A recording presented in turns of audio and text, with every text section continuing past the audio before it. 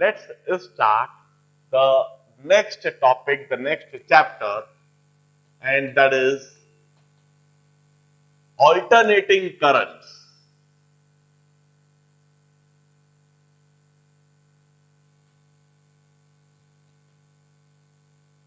In fact, this is the last chapter of electricity. जो electricity हमारे syllabus में है उसका यह अंतिम चैप्टर है। अभी तक हमने पूरी इलेक्ट्रिसिटी में डीसी सर्किट्स के बारे में पढ़ा है, डायरेक्ट करंट हमने पढ़ा है, और डायरेक्ट करंट सर्किट में रेजिस्टर के बिहेवियर को हमने समझा। डायरेक्ट करंट सर्किट में हमने कैपेसिटर के बिहेवियर को समझा, और डायरेक्ट करंट सर्किट में हमने इंडक्टर के बिहेवियर को समझा। हमने यह बात समझी कि किस तरह से डायरेक्ट पोटेंशियल लगाने पर सर्किट में करंट होता है और वो समय के साथ कैसे करंट फ्लो करता है। हमने यह बात देखी थी कि रेजिस्टेंस में जब डीसी पोटेंशियल लगाया जाए तो वहां करंट एकदम से डेवलप हो जाता है, जीरो टाइम में करंट अपनी पीक वैल्यू और मैक्सिमम वैल्यू ले लेता है। जबकि कैपेसिटर के अंदर जब हम डीसी पोटेंशियल लगाते हैं तो इनिशियली कैपेसिटर शॉर्ट रहता है, इनिशियली वहां पर मैक्सिमम करंट रहता है और धीरे धीरे करंट कम होते जाता है और कैपेसिटर का चार्जिंग बढ़ता जाता है, और कैपेसिटर जब फुल्ली चार्ज हो जाता है तो उसमें करंट जीरो हो जाता है, that is charging of capacitor. हमने कैपेसिटेंस पढ़ते समय चार्जिंग ऑफ कैपेसिटर पढ़ा था और डिस्चार्जिंग ऑफ कैपेसिटर भी पढ़ा था। यदि फुल्ली चार्ज कैपेसिटर या पार्शियली चार्ज कैपेसिटर के दोनों टर्मिनल को शॉर्ट कर दिया जाए तो उसमें चार्ज धीरे धीरे कम होता है, उसका डिस्चार्जिंग होता है। वंस अगेन वहां पर इनिशियली मैक्सिमम करंट होता है और धीरे धीरे करंट जीरो होता जाता है। हमने डिस्चार्जिंग ऑफ कैपेसिटर इन भी समझ लिया था। इसी तरह से हमने इंडक्टर में करंट की ग्रोथ और इंडक्टर में करंट का डीके वह सब भी हमने समझ लिया था इंडक्टर पढ़ते हुए। All those was the behaviour of all this devices in DC potential when direct current flow through them. While practically in our day-to-day life, whatever electric source we have, that is AC source, हमारे चारों तरफ जो day to day life है जिसमें जिस तरह से या हेलोजन या ट्यूब लाइट और आपके ऊपर जो पंखे जो चल रहे हैं, यह सभी डिवाइसेस डायरेक्ट करंट से नहीं चल रहे हैं, डीसी पोटेंशियल से नहीं चल रहे हैं, यह सभी devices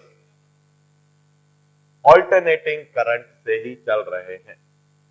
in our day to day life, in our household, हम पूरी तरह से ऑल्टरनेटिंग पोटेंशियल ही इस्तेमाल करते हैं, ऑल्टरनेटिंग करंट ही इस्तेमाल करते हैं। Definitely this alternating current have far more benefits as compared to direct current. पहली बात, डायरेक्ट करंट को जहां पर प्रोड्यूस करा जा रहा है, जहां पर जनरेट करा जा रहा है, वहीं पर उसे इस्तेमाल करा जा सकता है। हम ऐसा नहीं कर सकते कि 100 या 50 किलोमीटर की दूरी पर हम डायरेक्ट करंट को जनरेट करें और 150 किलोमीटर की दूरी पर उसे इस्तेमाल करें। डायरेक्ट करंट के साथ में ऐसा नहीं करा जा सकता। यदि हम ऐसा करने गए, we would see huge loss of energy. यदि हम 100 किलोमीटर की दूरी पर डायरेक्ट करंट जनरेट करें और 100 किलोमीटर तक लंबे वायर्स को चलाएं और किसी लॉन्ग डिस्टेंस पर उसको अप्लाई करें, उसको इस्तेमाल करें, तो जो कनेक्टिंग वायर्स होंगे उसमें एनर्जी का जो नुकसान है that would be very much huge. Such phenomena can never be done with direct current. यही ऑल्टरनेटिंग करंट का सबसे पॉजिटिव एस्पेक्ट है, सबसे पॉजिटिव पॉइंट है, जिसकी वजह से यह हाउस होल्ड में डे टू डे लाइफ में मैक्सिमम इस्तेमाल होता है। ऑल्टरनेटिंग करंट में इसका जनरेशन, इसका प्रोडक्शन कहीं पर भी करा जा सकता है और इसे दूर दूर तक इस्तेमाल करा जा सकता है। 150 का इसको 300-400 किलोमीटर की दूरी पर भी इस्तेमाल करा जा सकता है। एक जगह पर एनर्जी प्रोड्यूस करी जाए, डायरेक्ट करंट प्रोड्यूस करा जाए, और दूसरी जगह पर जब इसे इस्तेमाल करा जाए वह काफी दूरी पर भी होगा, तब भी कोई खास, कोई विशेष एनर्जी लॉस नहीं होगा। ऑल्टरनेटिंग करंट का ट्रांसमिशन और distribution over long distance, over wide network, it can be easily done without major loss of energy. यह सबसे बड़ा पॉइंट है जिसकी वजह से हम ऑल्टरनेटिंग करंट को डे टू डे लाइफ में इस्तेमाल करते हैं।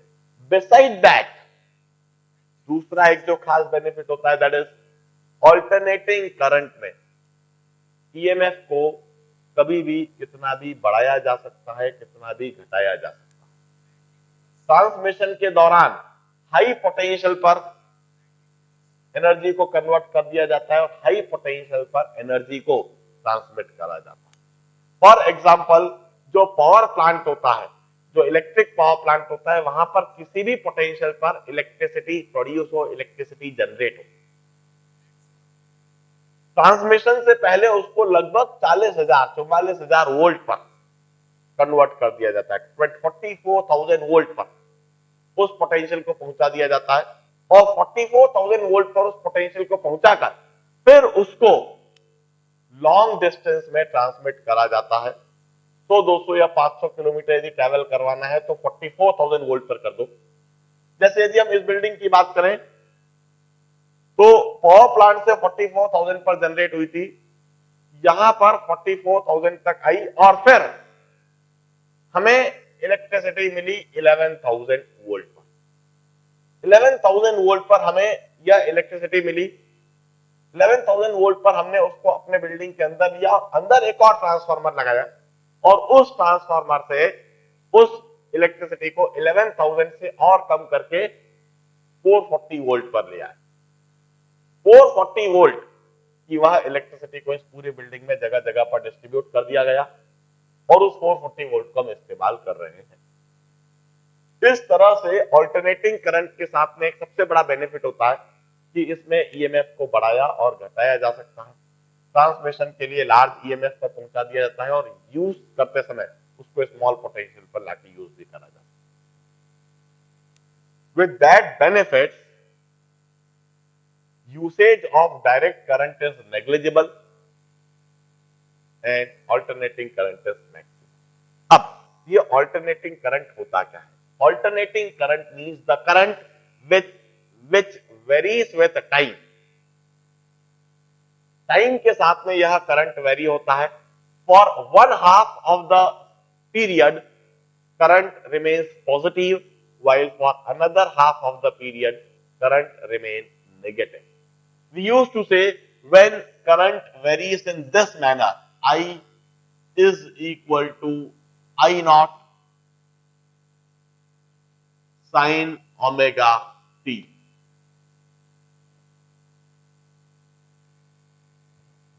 When current varies in this manner, it's termed as alternating current.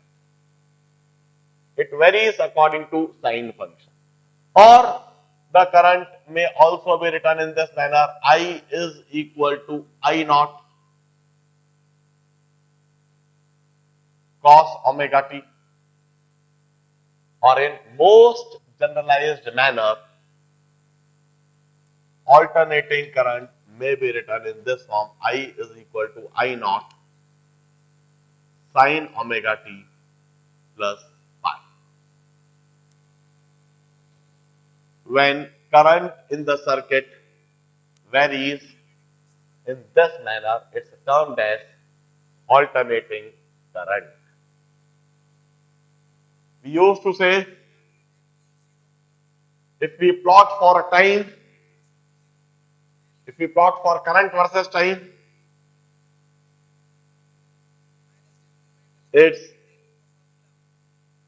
variation in this manner, sinusoidal variation.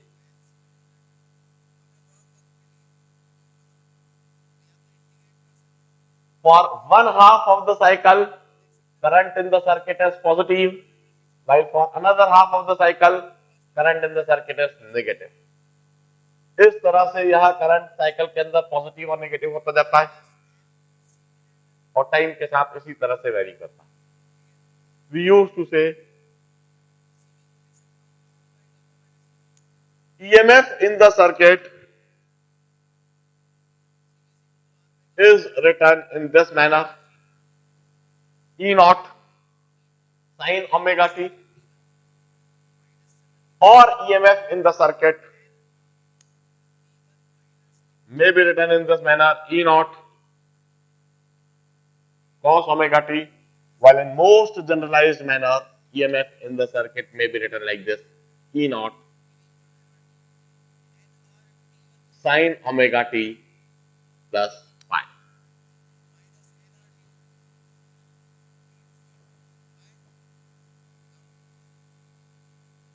If we plot for EMF versus time के साथ में EMF का variation यदि हम प्लॉट करें, once again in this manner,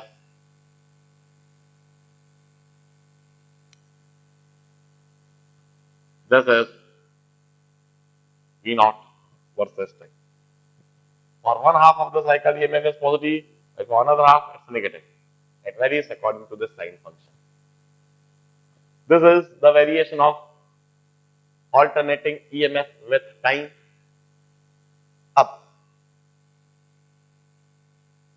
हमारा सबसे पहला जो सवाल है, that is how we could generate such EMF, how we could generate such current in any circuit. हम वह बात समझना चाहते हैं जो पावर प्लांट में होता है. किस तरह से पावर प्लांट में इस तरह के alternating voltage, alternating current generate करा जाता है. देखिए, किसी भी पावर प्लांट में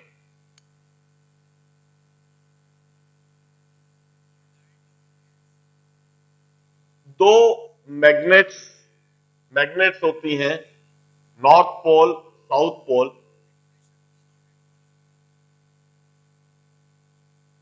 ह्यूज मैग्नेट्स होती हैं. हाँ,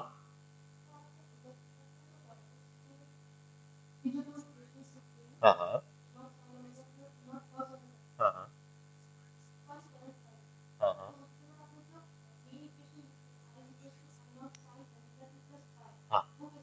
इन मोस्ट जनरलाइज्ड मैनर कैसे आ रही है वही मैं भी बताने जा रहा हूं.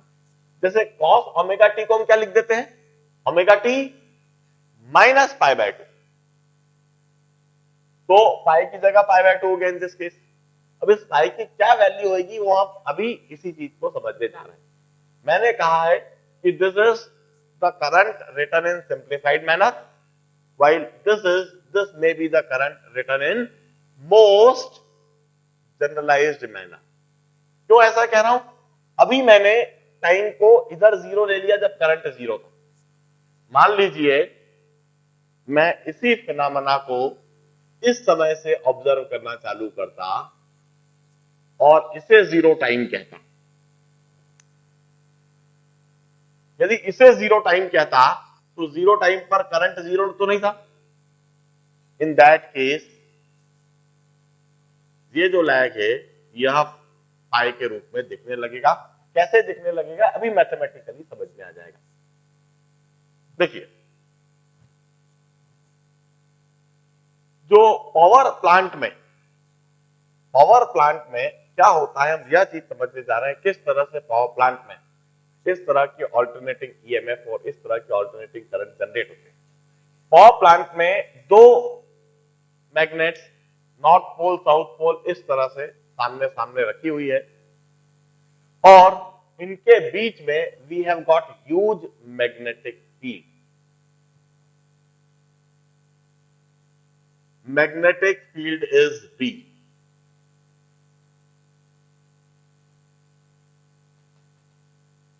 Magnetic field between the magnets is B. अब इस मैग्नेटिक फील्ड में हम एक कॉइल रखते हैं,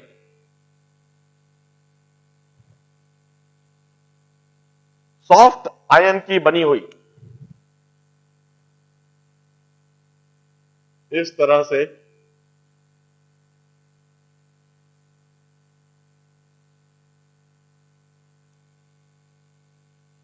लेट अस से स्क्वायर शेप की,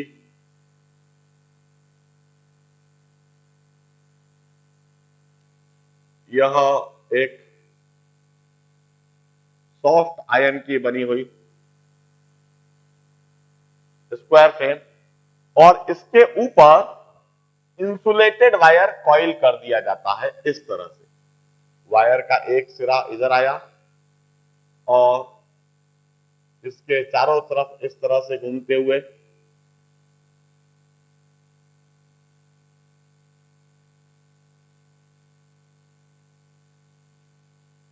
और एक टर्न कंप्लीट करने के बाद फिर दूसरा टर्न,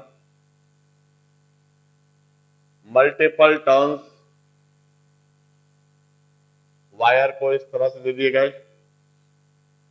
और इस तरह से यह वायर, इस तरह से इन दोनों मैग्नेट्स के बीच में एक कॉइल, कॉइल का कुछ भी शेप हो सकता है, area enclosed in the coil is A. Area of coil is equal to capital A. कुछ भी शेप हो सकता है, it may be circular, it may be rectangular, it may be square. Truthfully speaking, it's independent of the shape of the coil. It simply depends on area enclosed in the coil. उस coil के बीच में कितना area enclosed है जिससे flux pass कर सकते हैं, and that area enclosed is, let us say, A, and number of turns in the coil is, let us say, capital N.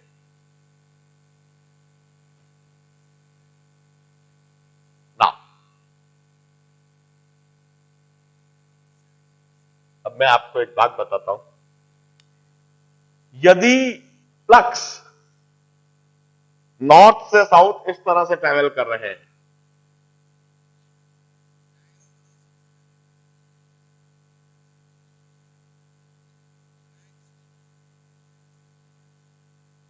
तो मैग्नेटिक फील्ड का डायरेक्शन यह है, this is the direction of magnetic field.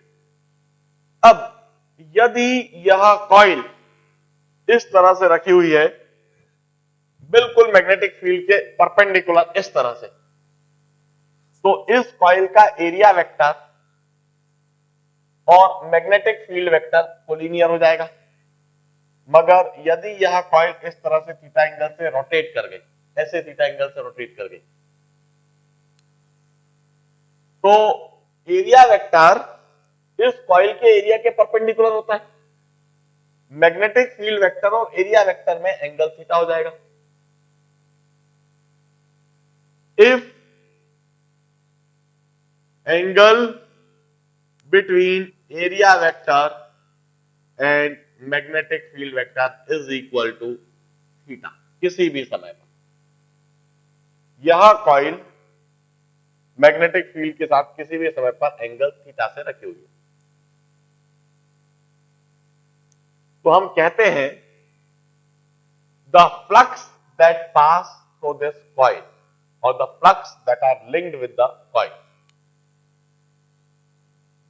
The total flux linked with the coil phi is given by total number of turns into B dot A.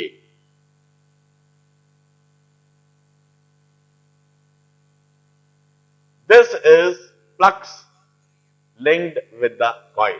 B dot A is flux passing through the area of the coil, और इस coil में n turns है, तो n turns के होने से एक एक टर्न के थ्रू B डॉट A इतने फ्लक्स पास हो रहे हैं, n टर्न्स के थ्रू इतने फ्लक्स पास हो रहे हैं.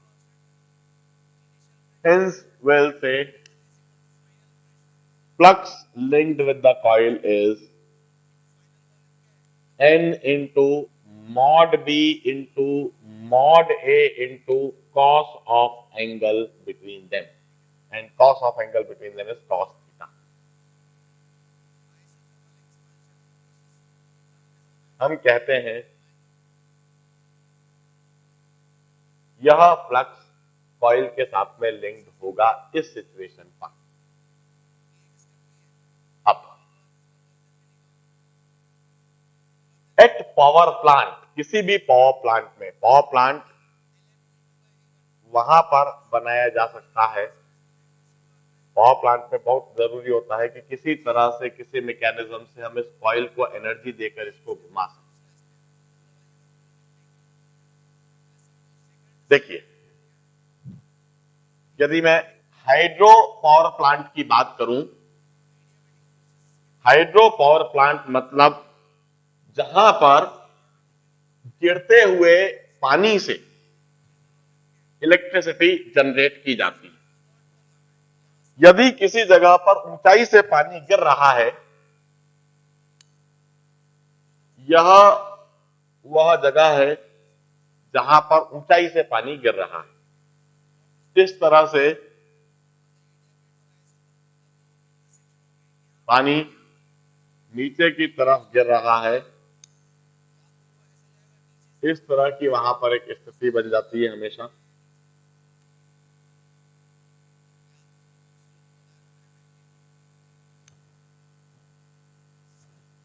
ऐसी कोई नेचुरल साइट है जहां पर पानी ऊंचाई से आ रहा है और इस तरह से गिर रहा है. अब क्या होता है, हाइट पर जो पानी है इसके पास ग्रेविटेशनल पोटेंशियल एनर्जी है. यह ग्रेविटेशनल पोटेंशियल एनर्जी गिरते हुए काइनेटिक एनर्जी में कन्वर्ट हो रही है, और वह काइनेटिक एनर्जी नीचे तक आते आते टकराते हुए हीट एनर्जी में, साउंड एनर्जी में कन्वर्ट हो जाती है. वहां पर जबरदस्त आपको आवाज सुनाई देती है, और पानी ऊपर ठंडा था मगर नीचे आपको गर्म भी लगने लगता है. इस तरह से ग्रेविटेशनल पोटेंशियल एनर्जी पूरी तरह से वेस्ट जा रही है.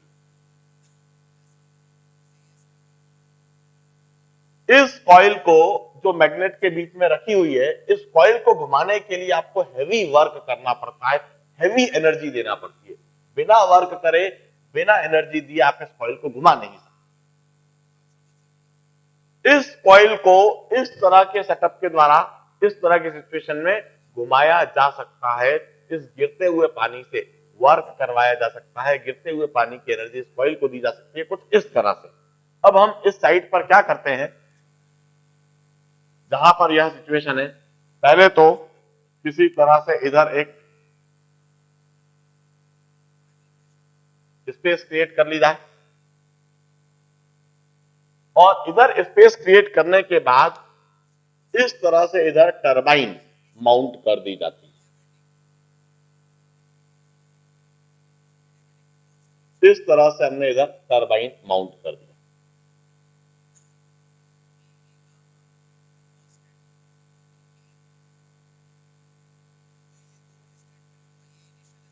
सिचुएशन को फिजिकली देखिए और सोचिए, इस तरह से माउंट करी हुई टरबाइन में क्या होगा. आधे पोर्शन पर तो ऊपर से आता हुआ पानी टकरा रहा है, और आधे पोर्शन पर पानी नहीं टकरा रहा. इस सिचुएशन को फिजिकली देखिए और फिर इस बात को समझ जाइए कि इस सिचुएशन में यह टरबाइन तेजी से घूमने लगेगी.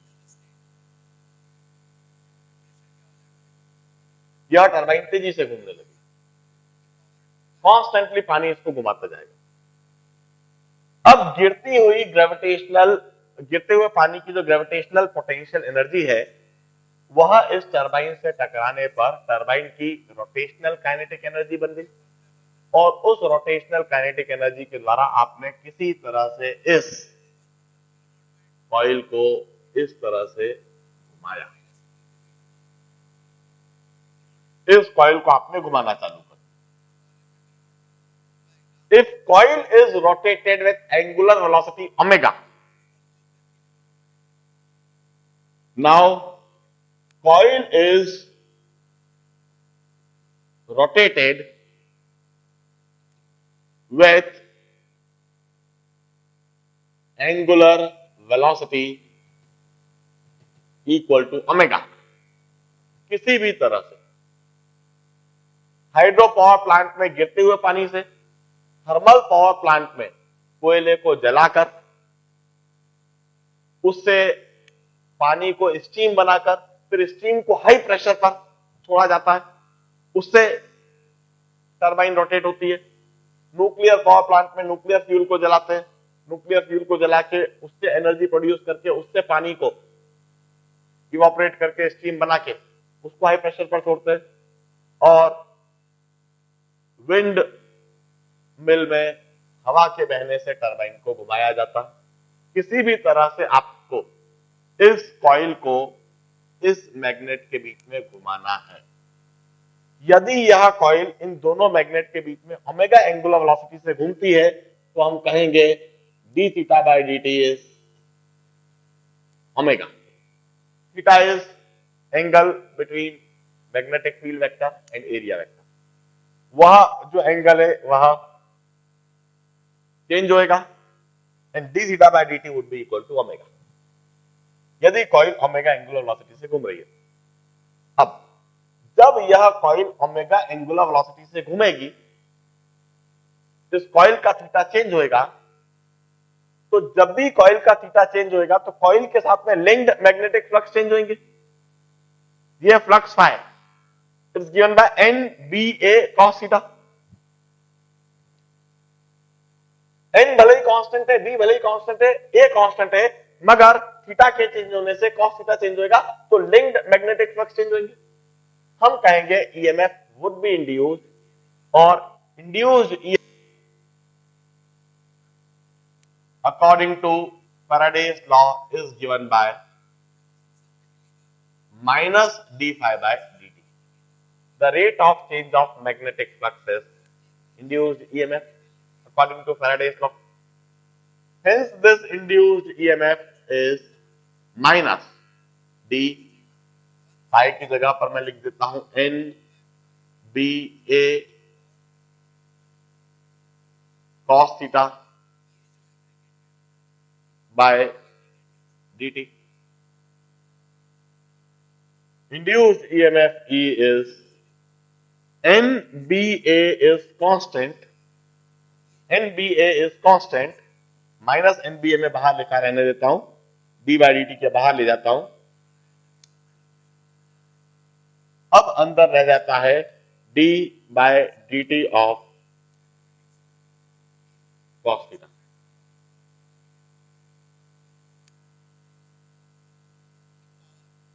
d by d t of cos theta is minus n b a, ऐसा कैसे ही d by d t of cos theta is minus sine theta into d theta by dt।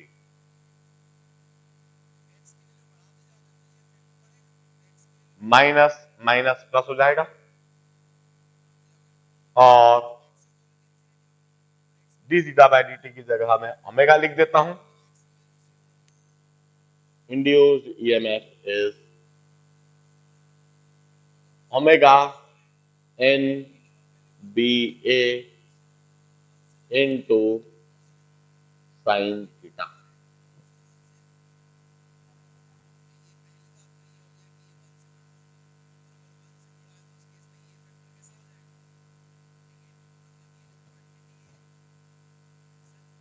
अब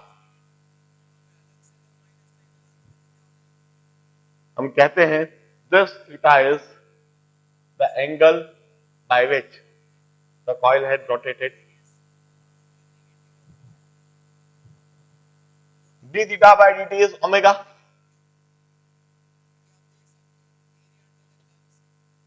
d theta is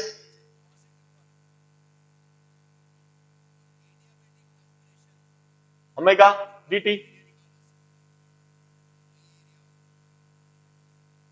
If I integrate from both the sides, integral of d theta is equal to integral of omega dt.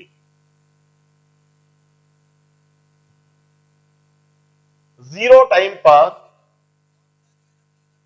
मान लीजिए coil initially किसी angle pi पर थी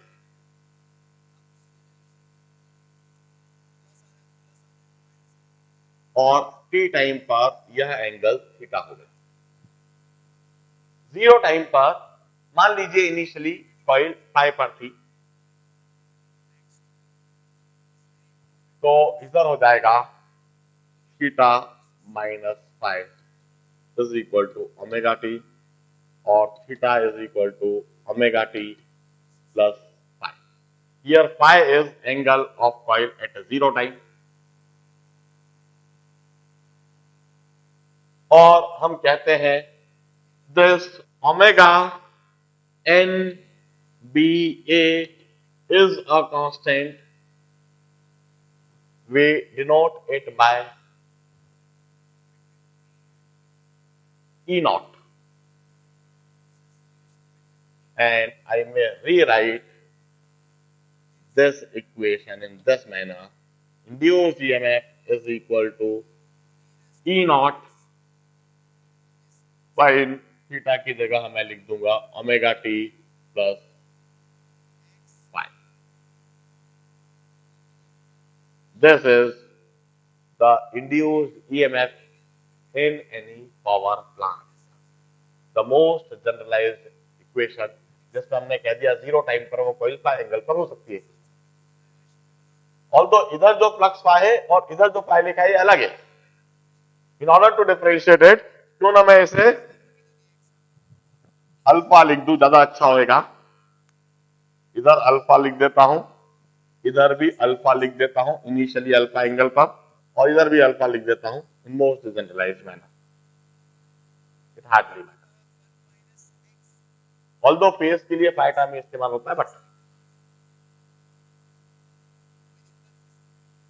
इस तरह से किसी भी पावर प्लांट में ऑल्टरनेटिंग ईएमएफ जनरेट करा जाता है, that EMF which is being used by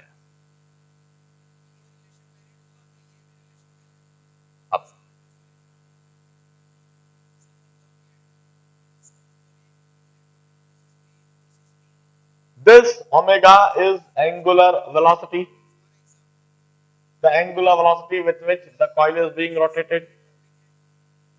This omega is given by 2 pi by time period or 2 pi into frequency. जो हम कहते हैं we are using 50 hertz power supply, हम 50 hertz power supply इस्तेमाल करते हैं। इसका मतलब हिंदुस्तान में जहां पर भी पावर जनरेट होता है हर जगह पर कॉइल का रोटेशन फिक्स फ्रीक्वेंसी के साथ में होता है, दैट इज 50 रिवॉल्यूशन पर सेकेंड। यह जो फ्रीक्वेंसी है 50 हर्ट्ज होती है। In India frequency is 50 hertz. अलग अलग कंट्रीज इलेक्ट्रिसिटी प्रोडक्शन अलग अलग फ्रीक्वेंसी पर करती है। अमेरिका में जो इलेक्ट्रिसिटी प्रोडक्शन होता है वह 60 हर्ट्ज पर होता है। अमेरिका में हर एक पावर प्लांट में कॉइल को हर सेकेंड में 60 रिवॉल्यूशन दिए जाते हैं। इंडिया में 50 हर्ट्ज, पाकिस्तान की बात करें तो वहां पर भी 60 हर्ट्ज।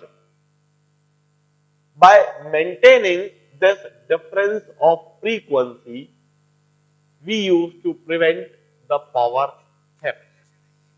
जो पावर की चोरी है वह प्रिवेंट करी जा सकती है। किस तरह से थोड़ा मैं समझाऊंगा, ऑल्दो इस चैप्टर में आगे हम बड़ा डिटेल में डिस्कस करेंगे। हम जो इस्तेमाल करते हैं, हमारे हिंदुस्तान में जो पंखे और ट्यूबलाइट बनते हैं, इन पंखे और ट्यूबलाइट का जो डिजाइन होता है वो अलग अलग फ्रीक्वेंसी पर अलग अलग होता है। यदि किसी लैंप को या किसी फैन को 50 हर्ट्ज फ्रीक्वेंसी के लिए डिजाइन करा गया है, यदि उसे आप 60 हर्ट्ज पर इस्तेमाल करने लगोगे तो उस फैन का परफॉर्मेंस पूरी तरह से बिगड़ जाएगा। वो फैन या वो लैंप 60 हर्ट्ज पर काम नहीं करेगा। हिंदुस्तान में जब हम 50 हर्ट्ज पर इलेक्ट्रिसिटी प्रोडक्शन करते हैं तो जितने भी इलेक्ट्रिकल डिवाइस मैन्युफैक्चर करे जाते हैं, उनके जो डिजाइन होते हैं, that is according to this 50 hertz power supply frequency. Pakistan में जितने भी electrical device, electrical appliances manufacture होंगे, जो वहां पर इस्तेमाल होंगे, उनका डिजाइन 60 हर्ट्ज फ्रीक्वेंसी के हिसाब से होगा। वो डिजाइन बदल जाएगा। ऐसी स्थिति में यदि हिंदुस्तान में पैदा की गई बिजली, हिंदुस्तान में प्रोड्यूस की गई बिजली, वो बॉर्डर पर यदि पाकिस्तान चुराने की कोशिश करे, वो नहीं कर पाएगा। यदि उसने चुरा भी लिया, बिजली का वायर खींच भी लिया, वाघा बॉर्डर पर तो दीवार से दीवार मिलती है, यदि दीवार से दीवार मिलती है तो बड़ी आसानी से इधर से इलेक्ट्रिकल केबल उधर दी जा सकती है। वो इलेक्ट्रिकल केबल भले ही आपने दे दी, मगर यदि वहां पर पंखे और ट्यूबलाइट 60 हर्ट्ज के हिसाब से डिजाइन है, वो 50 हर्ट्ज पावर ले भी लेंगे तो उसे इस्तेमाल नहीं कर पाएंगे। इस तरह से नेबरिंग कंट्रीज हमेशा पावर प्रोडक्शन में इस फ्रीक्वेंसी डिफरेंस को मैनेज करके, मेंटेन करके पावर के थेफ्ट को बड़ा इजीली प्रिवेंट कर लेती। अब आगे के चैप्टर्स में निश्चित हम यही बात देखेंगे, how with the variation in frequency the performance of any electrical circuit would vary। Electrical circuit में रेजिस्टर्स, इंडक्टर्स, कैपेसिटर्स, इनका परफॉर्मेंस अलग अलग फ्रीक्वेंसी के साथ में कैसे वेरी कर जाता है और किस तरह से हम एक पर्टिकुलर फ्रीक्वेंसी के हिसाब से ही हमारे इलेक्ट्रिकल सर्किट्स को डिजाइन करते हैं। यही बातें हम आगे के चैप्टर में सीखेंगे। अभी पहले हम ऑल्टरनेटिंग करंट और ऑल्टरनेटिंग ईएमएफ का थोड़ा मैथमेटिकल एनालिसिस कर लेते हैं, मैथमेटिकल एनालिसिस सीख लेते हैं। मैं इसे पूरा साफ करूंगा, एक बार ध्यान से देख लीजिए, कोई डाउट हो तो पूछिए।